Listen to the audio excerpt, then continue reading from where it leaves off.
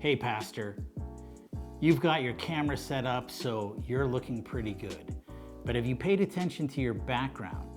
Many people forget, and when your background looks bad or your background is distracting, people aren't paying attention to what you say. You want to find out how to do it right? Stick around. Your background can mess you up. Hey, just ask this guy. For the wider region, I think one of your children has just walked in. I mean, shifting sands in the region, do you think relations with the North may change?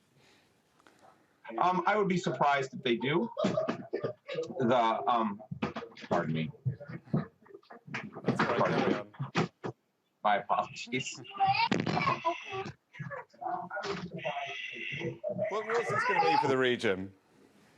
My apologies. Sorry. Paying attention to the background is absolutely critical to have an engaging shot. If your background is distracting, if it's ugly, if it's boring, people are going to lose interest. A common mistake many people make when choosing a background is choosing a background that's too bright.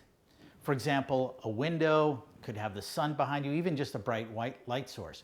Whenever you do that, the camera naturally adjusts to the background and not to you, which just turns you into a silhouette and just a voice speaking out of the darkness.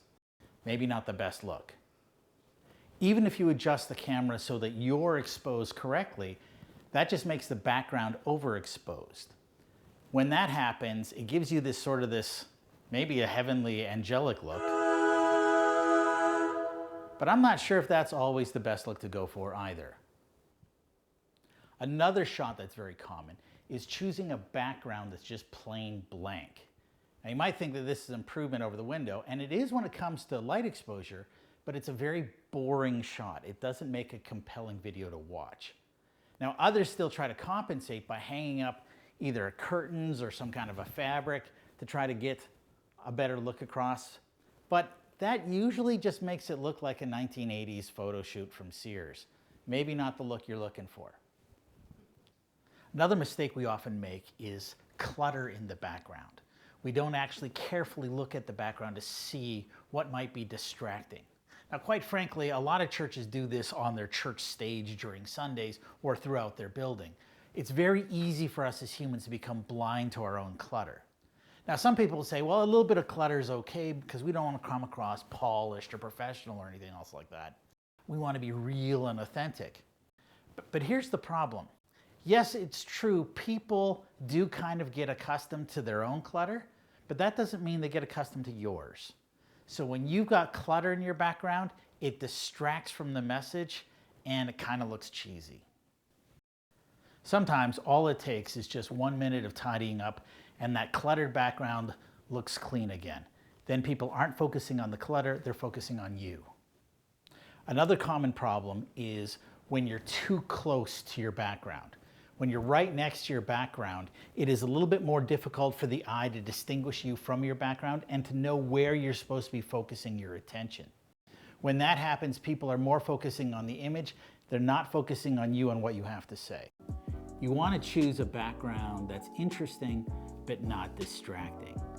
So look around your home or wherever you're shooting and try to find a balanced image that is going to be balanced in terms of light and color. It's ideal if that background is further away, so people are paying more attention to you than the background, but the background is also somewhat interesting. Now, ideally, your background should be connected to the visual metaphor you're going through in your video. Now, normally, when we're preaching from the stage, the metaphor is church. We want people to have an understanding of what it's like to be in the fourth row. But when you're shooting another kind of video, you're probably looking for either a kitchen table kind of conversation or a living room conversation or a coffee shop conversation. That being the case, you want to choose a background that kind of reinforces that same emotional vibe, but without taking away from you. Look around in your living room, look around in your kitchen, and try to find that kind of background that you're not being overwhelmed with light or anything distracting, but it still gets across the nice homey vibe. Here where I'm located, I've got a fireplace, I've got a window, you can see some mountains behind me. It's a nice, comfortable image, and it comes across like we're having a good conversation between friends. And quite frankly, that's the vibe I want to get across. You need to figure out what kind of visual metaphor you're going for and choose your background accordingly.